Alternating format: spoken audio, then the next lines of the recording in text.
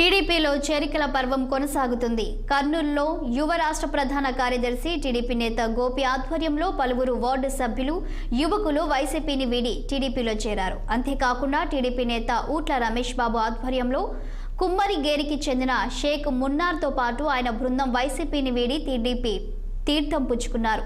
అదేవిధంగా కర్నూలులోని పలు ప్రాంతాల్లో కార్యకర్తలు అధిక స్థాయిలో వైసీపీని వీడి టీడీపీ కండువా కప్పుకున్నారు.